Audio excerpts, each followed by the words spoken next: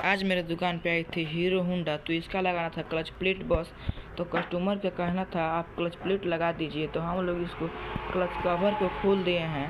तो इसको बोले थे कस्टमर कि साफ भी नहीं करना है, तो क्लच प्लेट चेंज करके अब जा रहे हैं कसने। तो देख सकते हैं कैसा कसा रहा है। अब इसको कस देंगे एकदम टाइट से कि खुले नहीं दोबारा।